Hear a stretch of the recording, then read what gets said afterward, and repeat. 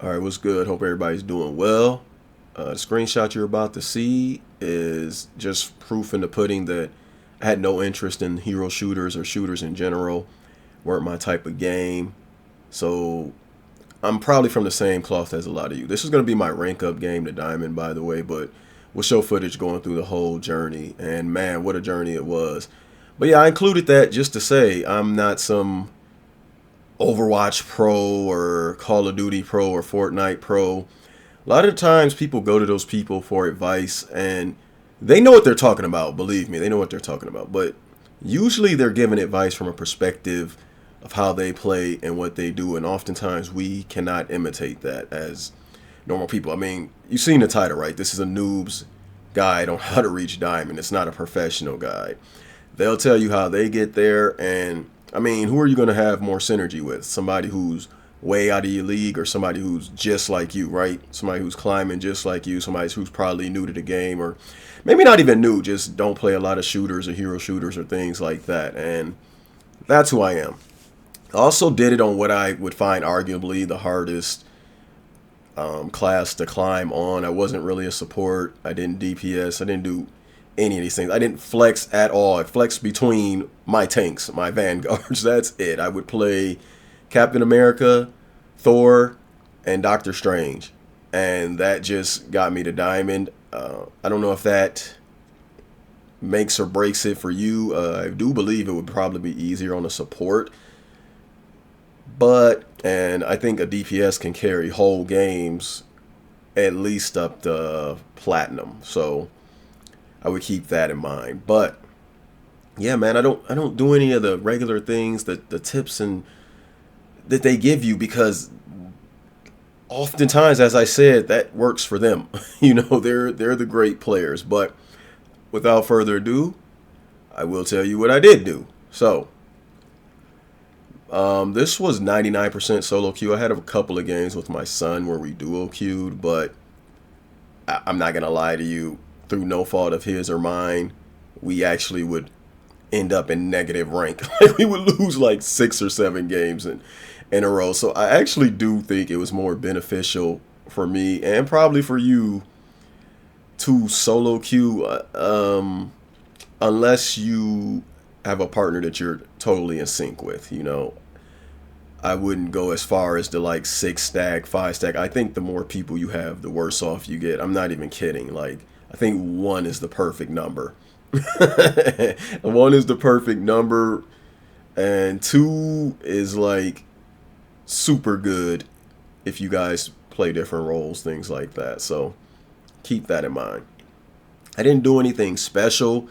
What I did work on was not really relying on anyone. What I mean by that is oftentimes people are going to tell you ping this, communicate that those things are all fine, but I don't ping someone and let them know a location or ping myself that I need healing and think I'm going to get healed or that someone's going to go address that issue. I'm always looking to do these things myself. That can be a lot of work, especially as a tank, but oftentimes you're playing hope, right? You're hoping somebody comes and heals you. You're hoping, they get that kill when you could, see the flanking Psylocke yourself and go handle that. Or you can see that you're probably not going to get healed anytime soon and find LOS instead of diving forward more and more and more. So those things are important. Like realizing that it would be great if you have backup. It is a team player game, but oftentimes you will change a lot of the ideas you have when you go out there and you play, whether you're an aggressive player, a passive player, whatever it is. That's going to be the tip I would say to get you super far. Another tip I would say is watch your supports. I don't care if you're a tank. I don't care if you're a DPS. I don't care if you're another support. Keep an eye on your support. Oftentimes those support alts, that extra healing is what's going to make or break the battles for you. I know a tank is supposed to be on the front lines. I know this, but I turn around, I check my supports all the time. I don't care if I'm on Strange. I don't care if I'm on Thor. I don't care if I'm on Cap. Because even if they're not going to be able to heal me if I'm diving as Cap or something like you see me peek right there, I'm always going to be checking behind me. it's not about keeping me alive. It's about keeping the team alive. Maybe your DPS is super good at like DPSing, but they're not good at finding line of sight, and they're not good at staying out of harm's way.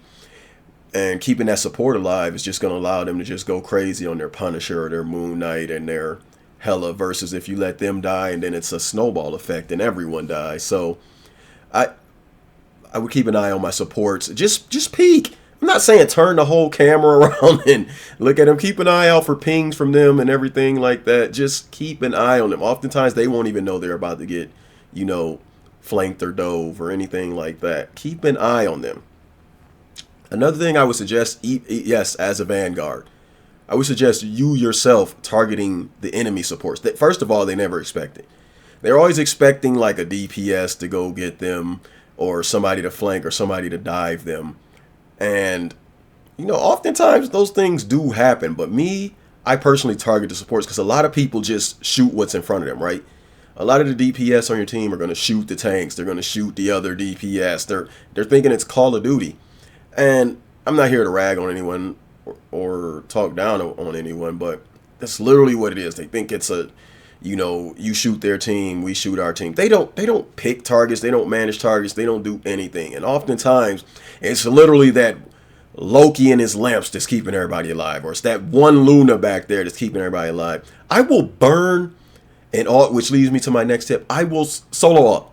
Solo auto support. If you're sure you're going to get it off, stop saving alt for big team wipes that are never going to happen. It's going to look cool when you get the moon off and do all that crazy stuff and tag people. Solo alt, especially if you know you're going to secure a kill on an important target or an important player. You have to be able to risk it for the biscuit. Now, I'm not talking about wasted defensive alt or an important AoE alt, but if you're using something like, let's say I'm playing Thor, right? That's a good trade for anything. If I get a kill, that's fine. If I don't get a kill and I force a Mantis alt, a Luna alt, a Cloak and Dagger, that's fine too. I am trading one of the worst alts for one of the best alts. Same with Captain America. I will use this alt in so many different ways. I will use it to counter alts and heal. I will use it to alt and go invincible on, like, if I'm getting jumped or I dove into 2 supports and kill both those supports. Kill the supports. I'm telling you, a lot of people just don't focus them. And it's the reason a lot of these teams live. These guys will go down so fast, tanks included, DPS concluded, if you kill the supports. It's one of my top tips, man. Another one of my tips is don't overextend. Like, try to fight with your team. I know you're on that Spider-Man and it's in your head to just go dive, flank, but wait till it's thinned out. Wait till like 4 people move forward or 2 of their guys go to flank, or read the room. Like, just don't go out there. Yeah, I'm Punisher. I'm going to sit in the back line and I have a turret and I have a machine gun and I can just pump damage and not know that somebody's creeping up behind you to one-shot you. Like, you have to be aware. You have to be aware at all times. Positioning is super important. Like, not just of yourself, but everyone else. Like, I might know I got a Punisher in the back line and I'm looking for him. I might know the enemy team has a player that's going to flank, and I'm looking for them.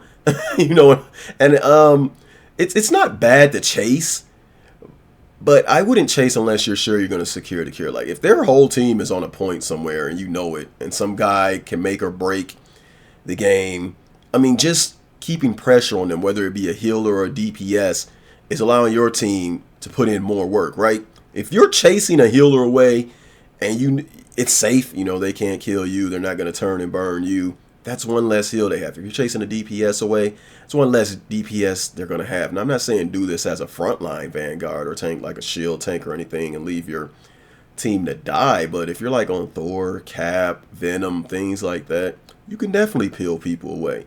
But these are all common sense things, right, that people should know, and people probably do know at higher ranks, but like at lower ranks, you get so frustrated. Like, trust me, I was there. I'm no professional. I believe in losers queue. I believe in having crap teams, but I also believe you can overcome these teams and, more often than not, climb and win. It's just like I was stuck, right? I'm a Captain America man, and I was stuck just dead set on winning with Captain America, but I decided to learn Strange and Thor because in different, like I said, you don't have to flex the other classes, but it's good to know more than one Vanguard, more than one healer, more than one DPS, and arguably other roles and classes, but I don't think those things are necessary. Just play the best you can, and you'll see your games turn around a lot. And that's the flip side of it. Sometimes we're thinking we're playing the best. I thought I was doing crazy things and crazy plays, and sometimes I would be, but I go back and watch my footage and I'd be like, okay, yeah, I ran in and killed 3 people, but I died, and then they got an Adam Warlock res, and my death was pointless when I could have just hung back. Or, I think, I'm diving their back line as Cap, but they're diving my back line, and then my team dies, and I'm like, your decision making isn't as clutch or as good as you think it is, even if you have a friend with you telling you so, a yes man or anything like that. Like, oftentimes, you're making bad plays that you shouldn't be making. So I would say just be more aware of what you're doing. And even if you are playing your best, there are still things you probably could have done in the match to do better. And that's mostly it. I just climbed. There's a couple other tricks I use too. So if I lose a match, I leave out and I go into quick play. And I get on like a 3 streak and I go back in the rank. That seems to help me a lot. I don't know if it's placebo effect or anything like that, but I just think like clearing your mind of those losses. And I know like quick play isn't ranked, but it's a great like self-confidence booster to go in there and like steamroll people, and then you're like, okay, I'm ready for the next game, and you go in there and perform immaculately. That's a tip I would also give. Like, just chill out. I log off whole days. Like, I don't let, or at bare minimum an hour, I log off. Like, if I get 2 losses in a row, I'm out of there. Like, there's no reason. I'm already tilted, right? I'm already, like, something, even if it's my fault. It could be a healer's fault. It could be a DPS fault. It could be a tank's fault. It could be my fault, their fault. I don't care whose fault it is. I'm already tilted. Now, you're not going to play your best when you're upset or mad or in a bad mood or anything like that. Like, chill. Even if it's 20 minutes. Sometimes I cut it off. I'll go get a sandwich, protein shake, whatever it is. Watch a little episode of chess on YouTube and log back on the game, and I'm doing fine once again. I'm back in winners column. Whether that's the game or anything or not, I'm not here to say. But what I will say is that I used to, like, okay, this game didn't come out too long ago, but first season, like, I capped off at platinum, right? So we're improving. We're at diamond now. We're still climbing. There's like 68 days left in this season or something like that. I'll probably, with a little prayer and luck, I'll hit GM if I attempt to go for it. But I'm content. I'm in the top 8% of people right now, and I don't play these type of games, which is what I'm saying to you. In season 1, I was kind of hard stuck. Gold. I would always bounce between gold, plat 3, gold 1, and plat 3. And even earlier in the season, while I was figuring everything out, which I give myself a little leeway for, because I didn't know what I wanted. I was just picking Bucky at all times, picking Winter Soldier at all times is what I was doing. And we was like, forget it, we're going to go with it. But I managed to get in my lane and find out what my lane was. Even though I love that character, there's a, when I go into quick play, I find great success with him. When I go on the console, I find great success with him, but I'm just not there on PC. It's probably because I play with the controller on PC, and the competition, like I said, I play on PlayStation and PC, and the competition on PC is insane to me. I do think there's a grave difference. Like, these dudes in PC are absolutely, and even the bad ones.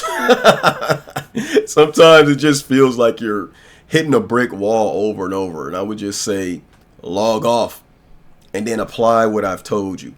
Don't play any more than 2 losses in a row. I know you want to play Marvel Rivals. That's the thing about this game. It's addicting, right? It's addicting if you're losing because you want to climb and win. It's addicting when you're winning because you're on a streak and you feel the adrenaline rush. But just back up. At the very least, play a different game. Or go in a Doom match. It might not be your cup of tea. Or go into quick play where you have all the same modes Not one for one because there's only one round to like push the card and thing like that. But go chill. Go chill. You still playing rivals. And at the end of the day, those losses don't matter. What I mean is like none of the losses obviously matter in a bigger sense of things, but losses in quick play don't affect anything within the game. Like it's not affecting your rank. You're not seeing that. You're not getting that massive adrenaline dump because you see, oh man, I just was in plat. Now I'm back in gold, or I was just in gold, just climbed out of Elo hell, and I'm back in silver. Or I can't get out of bronze. Like, trust me, I was there. And pick characters you like, roles you like, stick with people who were telling me some of these games you see here, like people tell me, get off Thor because I start slow, get off Cap. Cause like I would have included Captain America footage in this, but it's like in all my previous videos, so I burned through it all. But they're like, get off Cap, and then I'm MVP on Cap, carrying and we win. Like sometimes I just start slow. Sometimes there's nothing you can do. Like I can't push the pace as Cap.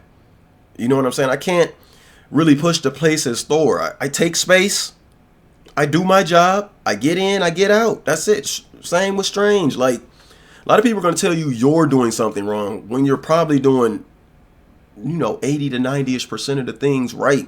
And then you swap or you do some, you swap to please them. I swapped the cloak and dagger for some. I don't even know if it's going to be in this video. It might be in another. I swapped the cloak and dagger because no one was just healing. And I'm like, dude, I swapped to it in the second round, right? The second half. And we did exponentially worse than when I was on my Strange. I'm like, I should have just stayed on Strange. We might have been able to at least draw this. Because I switched because someone wanted me to. I'm not saying we would have won, but the performance was awful. And that's just it. If you know you're doing the best you can and getting on another class is not going to help, and at least don't.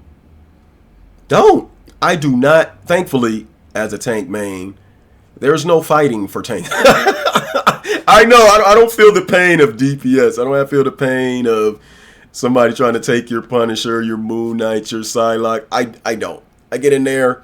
I don't have to insta-lock or anything. I go in there, sip my tea, and I choose, do I want to play Thor, Cap, or Strange? At my leisure.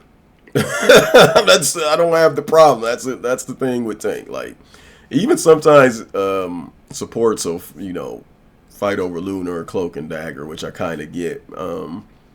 Some are easier to play than others, but yeah, man, I don't have those problems. So you should make it so you don't. I'm not flexing. That's terrible advice. If you are able to flex now, if you have that potential, yeah, I would suggest it. I would definitely suggest it. But you're just that guy who DPSs, bro, DPS. But yeah, I would just like to say that being hard stuck is a real thing. Don't let anybody fool you. But as a noob myself to these type of games, we do have the ability to climb. Take breaks often. Use the advice I gave in this video, and you're gonna climb, man, easily. You can check me out in game, out game. Like you can see, like my last push from platinum to diamond, it was strange because like when I was in bronze and gold, I would play with my son, but he stopped playing for a while, and now we're just not even able to play together because when he was like gold 2 or something, I ranked up the plat, it wouldn't let us play. Then I got addicted to like climbing, and it was just like, it was solo from there. So I'm not gonna lie to you and say like I was solo the complete time. I would duo at max, but I soloed out of up the gold, and then he started playing, and we did a couple matches, and we would play together. But like I said, whenever we played, we were like negative, and that's not either any fault of his or mine. I just think the game. Here's another thing to keep in mind: the game, while you can be solo and match against groups of, so far the highest I've seen myself match against was 4 people, and a quick way to tell is just to go check their profiles after the game, like you're going to add them as a friend, and you'll see how many people are in their group. I do it all the time. I don't even want to add people as friends. I just do it to see, like, was I playing against a 2-stack, 4-stack, 3-stack, anything for my own peace of mind. And yes, these things do happen often. But I do think the game tries to match you with other stacks when you're in a stack. This is why I say do not 6-stack, please.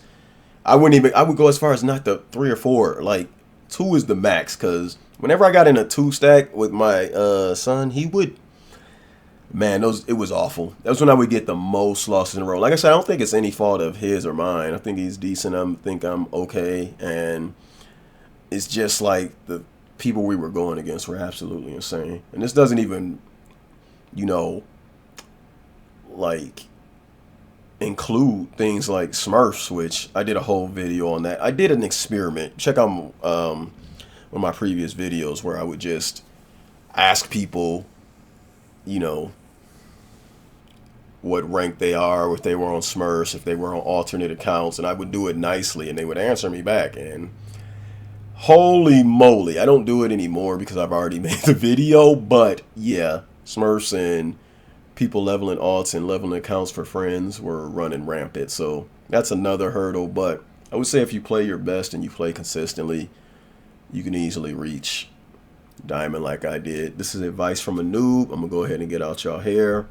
If y'all have any questions on how I did, what I did, you want to see some of my replays, my games, any of the footage, most of this is in here, but most of the climb is in here. But if you want to see anything else, let me know. I try to save and record the whole journey, but